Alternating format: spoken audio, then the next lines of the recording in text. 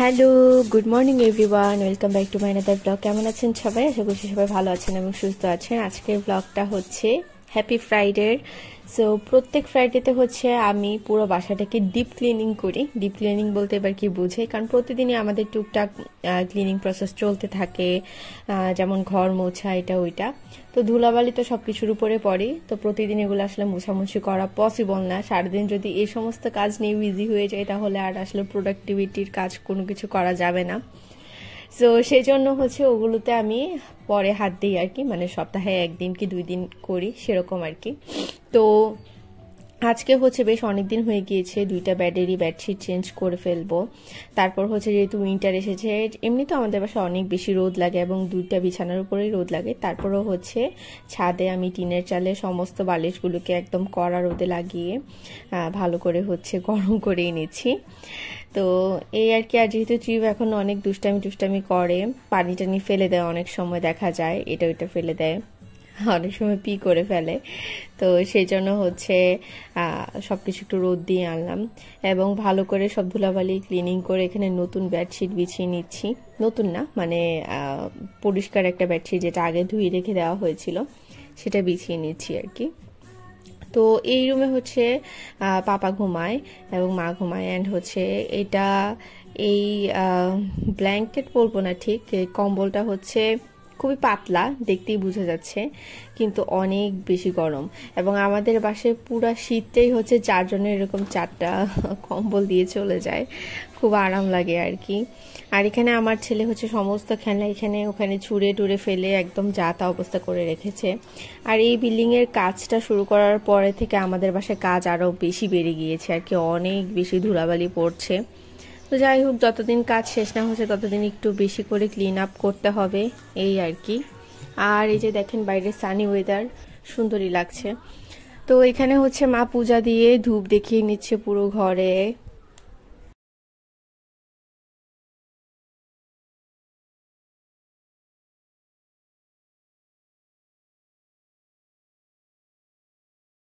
নিরাপত্তা নিয়ে প্রশ্ন তুলছেন এবং শ্রমিকরা আমরা যেমনটা দেখতে পাচ্ছি তাদেরকে স্যালাড প্রাথমিকভাবে স্যালাড এবং যারা গুরুতর আহত তাদেরকে ওইখান থেকে উন্নত চিকিৎসার জন্য কিন্তু পাঠানো হয়েছে। আমরা দেখছি সকাল থেকে আমি হচ্ছে একদিকে ক্লিন করছি আর আমার ছেলে একদিকে নোংরা করেই যাচ্ছে। এগুলোই হচ্ছে ওর সারাদিনের কাজ। কি আর বলবো, ভীষণই মেজাজ খারাপ হয় যখন কাজ করতে থাকে আর ও এরকম করতে থাকে। তো এই যে এখানে হচ্ছে এবার আমি পুরোটা ঘর ক্লিন করে নেব, যেহেতু আমরা খুবই গরিব মানুষ।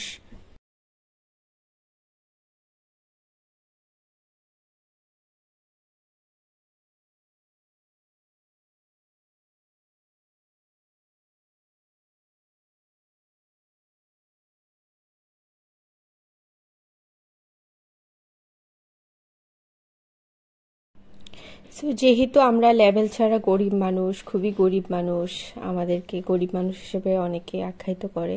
তো সেই জন্য হচ্ছে নিজেদের কাজ নিজেরাই করি। আমার বাবার টাকা খরচ হয়ে যাবে বলে হচ্ছে আমাদেরকে দিয়ে সারাদিন খাটায়, আমাকে, আমার মাকে আর আমার বোনকে দিয়ে।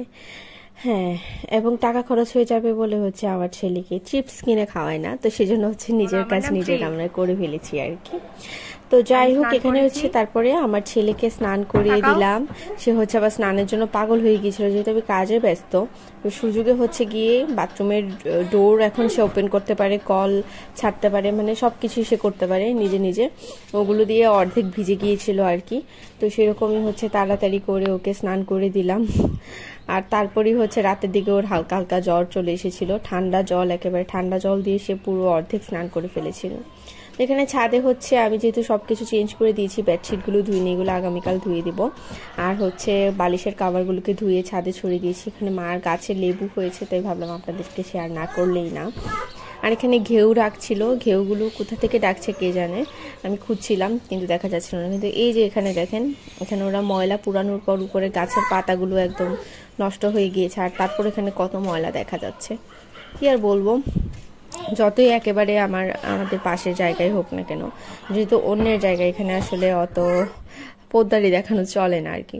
তো যাই হোক, আজকে যেহেতু ফ্রাইডে, সম্পাদি হচ্ছে বিরিয়ানি রান্না করলো। এখানে হচ্ছে চিকেন কষা এবং হচ্ছে বেগুনি সবকিছু নিয়ে চলে এসেছে, খুবই টেস্টি হয়েছিল। সম্পাদি যখনই রান্না করে আমাদেরকে দেয়, আমিও হচ্ছে যখন রান্না করি, রিশান যেহেতু পছন্দ করে আমি রিশানের জন্য পাঠিয়ে দিই। তো যাই হোক, এই যে যেমনটা বলছিলাম, রাতে ওর হালকা শরীরটা গরম হয়ে আসছিল, ওকে অলরেডি মেডিসিন খাইয়ে দিয়েছি। তো এই তো, তারপর হচ্ছে রাতের বেলা পডকাস্ট দেখছিলাম আমি আর আমার মা। হচ্ছে রাতের বেলা হরর পডকাস্ট দেখতে দেখতে ভোর 4টা বাজিয়ে ফেলেছি। তারপর যদিও 4টার দিকে আমি ঘুমিয়ে পড়ি, কিন্তু আমার মা নাকি এক ফুটো আমার মায়ের ঘুম হয়নি। তো কি আর বলবো, মাকে বলেছি নেক্সট টাইম থেকে হচ্ছে পডকাস্ট না দেখতে। আবার হচ্ছে আমার মা আমার থেকে, মানে আমি তো ভয় পাই না তেমন একটা, তবে আমার মা ভয় পায়, হরর পডকাস্ট দেখে, আবার হচ্ছে ভয়ে একদম কাচুমাচু করে। তো যাই হোক, আমার আজকের ব্লগ এই পর্যন্তই ছিল। কেমন লেগেছে সবাই অবশ্যই কমেন্ট করে জানাবেন। যদি ভালো লেগে থাকে তাহলে অবশ্যই আমার চ্যানেলে সাবস্ক্রাইব করে বেল আইকনে প্রেস করে দিবেন, এবং যারা অলরেডি সাবস্ক্রাইব করেছেন তাদেরকে অসংখ্য ধন্যবাদ। সো দেখা হচ্ছে নেক্সট লাইভ এন্ড ব্লগে। টিল দেন সবাই অনেক ভালো থাকবেন, সুস্থ থাকবেন। নাও টাটা।